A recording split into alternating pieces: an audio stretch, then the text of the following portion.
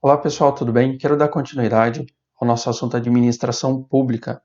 E antes de entrar nas questões propriamente ditas, eu quero trazer um pouco a respeito dos princípios implícitos. Falamos anteriormente dos princípios explícitos, mas agora eu quero abordar esse viés dos princípios implícitos, que são aqueles que estão fora do artigo 37 da Constituição e estão espalhados aí pelo ordenamento jurídico originário, às vezes de um direito internacional ou até mesmo de uma criação da doutrina, né? Mas são princípios também, digamos assim, que são a raiz do direito administrativo, são a essência do direito administrativo. O primeiro princípio é o da supremacia do interesse público, que vamos ver agora. Em rápidas palavras, o princípio da supremacia do interesse público seria como se a gente tivesse um grau de hierarquia entre o interesse da coletividade de todos nós e o interesse privado de uma única pessoa, por exemplo. Tá certo? Supremacia do interesse público. Você pode acompanhar o material aí. É considerado pela maioria dos doutrinadores como um dos mais importantes princípios. A administração pública, no ofício de suas prerrogativas, impõe atos a terceiros de forma imperativa. Né? Para você lembra do absolutismo, né? Só mesmo para você fazer um gatilho de memória, como se fosse um governo soberano, tá? Mas propriamente dita não é isso. A gente está falando de interesses da coletividade de todo mundo. A administração pública, no exercício da sua função, ele não está defendendo um princípio próprio, não está defendendo interesses próprios. Ele defende o administrador público, você como servidor público, o interesse da coletividade, da massa, de todo mundo. Por isso que se chama servidor público, né? Não é servidor individual nem particular, também fazendo um gatilho ali entre o princípio da impessoalidade, tá certo? A gente vai falar também sobre o princípio da indisponibilidade do interesse público, que também tem um viés ali pelo princípio da impessoalidade. Digamos que exista um conflito entre privado e o coletivo, o que sobressai. Lógico que a gente vai olhar à luz da Constituição Federal e fazer ali, colocar na balança. Porém, na maioria das vezes, vai pesar um pouco mais a parte do particular e vai sobressair um pouco o que é público. Coloquei ali um grande exemplo de uma desapropriação de uma área particular, de uma casa ali, recebida de herança para a feitura para construir uma creche, por exemplo, que é um interesse coletivo. A prefeitura poderia desapropriar aquele terreno, aquele imóvel, para a construção de uma creche, tendo em vista que o interesse da coletividade vai sobressair ao interesse privado. Agora, o princípio da indisponibilidade do interesse público. Eu falei para vocês que a indisponibilidade do interesse público é como se o interesse público não fosse particular. O interesse público é de todos. Lembra do princípio da impessoalidade? A essência dele é o princípio da indisponibilidade do interesse público. A indisponibilidade dos interesses públicos significa que, sendo o interesse qualificado como próprio da coletividade ou próprios da coletividade, não se encontra a livre disposição de quem quer que seja. Ao órgão administrativo cabe apenas zelar pelo que é coletivo, porque é de todos, pois a finalidade será sempre o interesse de toda a coletividade. Frise bem, o interesse objetivo da administração pública é trazer um retorno para a coletividade. Vamos falar lá na frente sobre o princípio da eficiência, né? Que propriamente falando é isso, é você dar esse feedback, esse retorno para a coletividade que contribui ali muitas vezes com imposto. Na realidade não é muito bem isso que acontece. A gente vê que a administração pública às vezes falha, né? A gente não vai entrar no mérito daqueles outros princípios, reserva do possível, mínimo existencial, que têm bases constitucionais e também do direito alemão, mas a gente vai só se ater aqui às questões do seu concurso, porque o direito administrativo ele traz várias formas, né? E ele se encadeia ali com outros ramos do direito, e especialmente o direito constitucional, os direitos fundamentais. Aí eu faço um gatilho de memória para vocês. Indisponibilidade do interesse público, muito a ver com o nosso princípio da impessoalidade ali, verificado no LIMP. Princípio da proporcionalidade. Na aplicação do direito ao caso concreto, através, às vezes, da atividade administrativa, atividade estatal, o ato administrativo precisa pesar a proporcionalidade. O princípio da proporcionalidade não está explícito na Constituição, então é um princípio implícito, mas é bastante recorrente no direito administrativo brasileiro. Refere-se desse modo a uma adequação entre os meios empregados e os fins objetivados. Por exemplo, há duas possibilidades de uma obra numa via pública, coloquei um exemplo, para melhorar o trânsito de um determinado local. Uma delas é mais rápida, quer dizer que a outra forma é mais difícil, mais demorada. Mas essa forma rápida dependerá da destruição daquela mesma creche que falamos anteriormente, que construímos anteriormente. Das duas medidas, qual seria mais proporcional? Eu, às vezes, gastar um pouco mais, mas também não descobrir de um serviço essencial, de outro serviço essencial, a coletividade. Então, nesse caso, está aí no caso em conflito a proporcionalidade. Nesse sentido, pode-se analisar esses pontos, né? Eu coloquei 3 pontos aqui, mas na realidade os melhores aqui a ser analisado são esses 2 principais, tá? Porque senão a gente já entra em outro viés, né? E acaba ficando mais extenso. Eu quero ser mais objetivo possível para a gente entrar nas questões aqui da Banca Vunesp.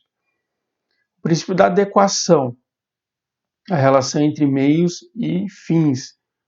Por que aquele ato está sendo praticado e a consequência dele, né, é adequada para aquele tipo para aquele momento ou para aquele tipo de ação, para aquele resultado. E a questão também da necessidade, né, precisa ser com o menor prejuízo possível à coletividade. Princípio da eficiência. Esse princípio, quando se trata de administração pública, é um dos mais importantes, diria o mais importante. O princípio da eficiência implementou o modelo de administração gerencial, grave muito bem isso, administração gerencial, voltada para um controle de resultados da atuação estatal. Quer dizer o quê? É você dar resultado para a coletividade. A administração gerencial é como se a gente utilizasse a raiz da própria administração de empresas ou administração das grandes corporações, trazendo esses ensinamentos, essas bases, tanto filosóficas como científicas, para a nossa administração pública e aplicar todos esses conceitos na administração pública. Lógico que, apesar de a administração gerencial ser criada aí nas últimas décadas, a partir da década de 90, aqui implantada no Brasil, a gente vê muitas instituições ainda burocráticas, né? Ainda que não adotaram esse posicionamento gerencial, que adequada seria aí para o nosso momento.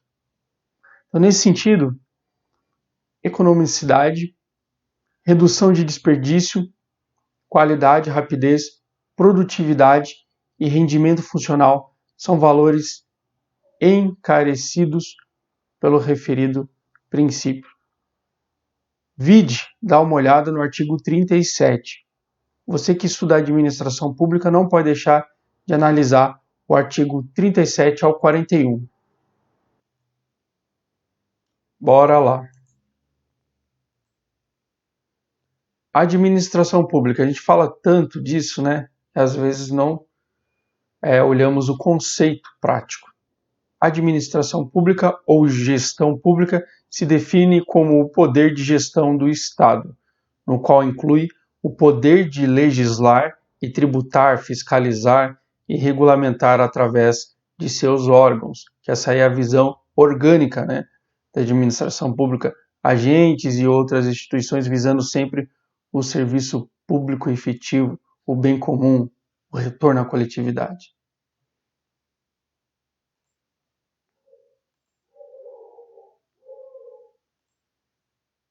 Vamos lá. A administração pública tem como objetivo trabalhar a favor do interesse público e dos direitos e interesses dos cidadãos que administra. Na maior parte das vezes, a administração pública está organizada de forma a reduzir os processos burocráticos. Guarde bem isso. Falamos de administração gerencial, estamos falando aqui redução da burocracia. Também é comum existir a descentralização administrativa, quer dizer o quê?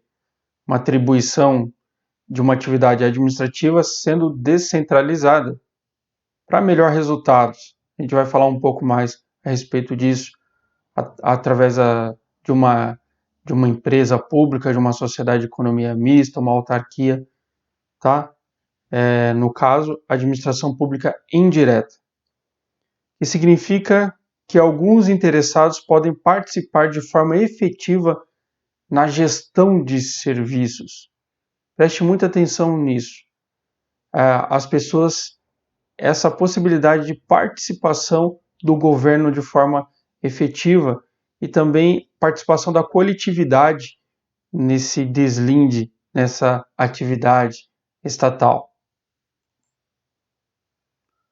Um dos assuntos de extrema importância para o seu edital, que tem a matéria de administração pública, são os modelos de gestão pública. Então a gente vai aprender aqui alguns modelos, os principais. Modelo patrimonialista. Coloquei aqui confusão de patrimônio. Por quê, gente? Preste muita atenção. Este modelo é caracterizado pela não distinção entre o que é patrimônio público e o que é patrimônio privado. Ocorria isso muito no absolutismo, né, onde o soberano não tinha uma delimitação de patrimônio. Era uma confusão entre o que era particular e o que era público. Em outros termos, a res pública, coisa do povo, se confundia com a res principis, coisa do príncipe. Esta forma de administração pública predominou no período pré-capitalista, quando o monarca exercia o domínio sobre os bens públicos e particulares, sem qualquer necessidade de prestar contas à sociedade. Grave muito isso, prestar conta à sociedade. Hoje, o administrador público deve prestar conta à sociedade através do princípio da legalidade, da moralidade, ou também da impessoalidade, porque o bem que ele gere ali não é dele, é coletivo. Diferente do que ocorre na administração pública atual. Eu coloquei modelo gerencial porque é isso que nós defendemos e percorremos alcançar o modelo gerencial atualmente. Com a transparência, lembra que no outro modelo patrimonialista não tinha essa fiscalização do povo, mas aqui nós temos mais transparência. Falamos hoje de lei de acesso à informação, mais transparência, ouvidorias, né? Tribunais de contas fiscalizando. Então a transparência é a gestão pública participativa. Preste muita atenção nisso, grave. Gestão pública participativa, o povo participando ali da gerência. O patrimonialismo é caracterizado pela forma da presença das seguintes características: nepotismo, corrupção, ineficiência, improviso, falha de profissionalismo, ausência de métodos de trabalho e falha de planejamento, entre outras. Parece que eu estou falando da realidade, né? Mas isso não deveria ser a nossa realidade. Nós precisamos melhorar muito. É como se eu estivesse falando algumas características aqui da gestão atual, da gestão administrativa, da gestão pública atual, mas estamos falando de um viés anterior, do patrimonialismo. Modelo burocrático, falamos patrimonialismo e agora outro período do estudo aí dos modelos de administração, né? E aqui falamos da burocracia. E a teoria da burocracia teve como expoente Max Weber e começou a fazer parte da administração empresarial e pública mundial em torno da década de 1940. A burocracia surgiu para coibir, olha só, a gente pensa que é aquele excesso de papel, aquela morosidade, mas foi para coibir os excessos da gestão anterior do patrimonialismo. Apesar de hoje o termo burocracia ser utilizado como sinônimo de muitos papéis, formulários, normas excessivas, exaustivas, no seu surgimento o objetivo era melhorar a eficiência das organizações, né? Faz muito sentido isso, né? A gente precisava tirar da mão ali do príncipe todas aquelas atribuições. A res deveria voltar para o povo e ser fiscalizado pelo povo. Então a eficiência começou a se amoldar nesse momento entre a fase de burocracia excessiva e aí a próxima fase, que é gerencial.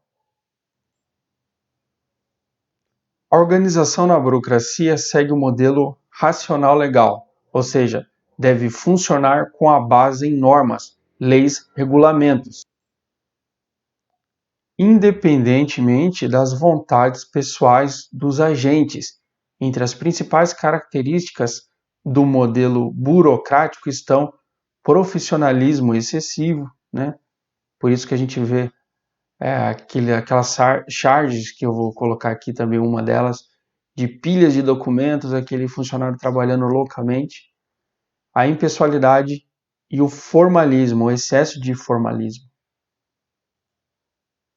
Eu trouxe uma charge aqui que ilustra muito bem esse período aí de burocracia. Sem falar que muitas instituições ainda não saíram do modelo burocrático para o modelo gerencial. Quando desburocratizarem este departamento, quero ter o prazer de conhecê-lo pessoalmente. Então, um amigo aqui fala, com certeza, Almeida, tem um Alencar Almeida. Então, representa exatamente isso. Muitas instituições representam isso atualmente. Excesso de formalismo, papelada, é você realizar atos que são redundantes, verdadeiros desserviços para a coletividade. Disfunções burocráticas. A gente fala burocracia, né? Hoje em dia, brincando, né? Excesso de formalismo, perda da noção básica de servir a sociedade, porque você retém muito serviço para controle. Não que hoje não tenha controle, pelo contrário, existe muito controle, mas é feito de outra forma, com outros processos, outras ferramentas. O controle transforma-se na razão de ser do Estado. Então, eu preciso controlar, eu preciso, o máximo possível, ter segurança. Ineficiência e autorreferência. A gente não consegue saber mais qual é a finalidade do Estado com excesso de burocracia. Modelo gerencial, gerencialismo, que é o percorrido por todos nós, por toda a administração pública atualmente. Como o modelo burocrático possui foco nos procedimentos, na missão básica de servir a sociedade, acabou sendo perdida com o aparecimento das disfunções da burocracia. Agora surgiu a necessidade de um novo modelo para ser utilizado na administração pública. Dessa forma, o gerencialismo emergiu com o foco do controle voltado para os resultados. Preste muita atenção. Controle voltado para o resultado. A eficiência faz parte do gerencialismo. Embora não seja inovação deste modelo, lembra que eu falei que começou a criar um viés ali mesmo na burocracia? Então, o gerencialismo inovou ao aumentar a preocupação com os conceitos de eficiência e efetividade. Este modelo procura comparar o cliente da administração empresarial com o usuário do serviço público, ou seja, não basta a administração pública executar suas tarefas conforme normas e procedimentos. Lembra do princípio da legalidade?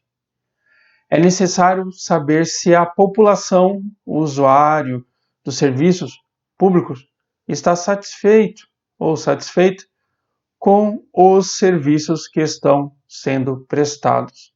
Esse é o verdadeiro resultado, essa é a verdadeira eficiência. O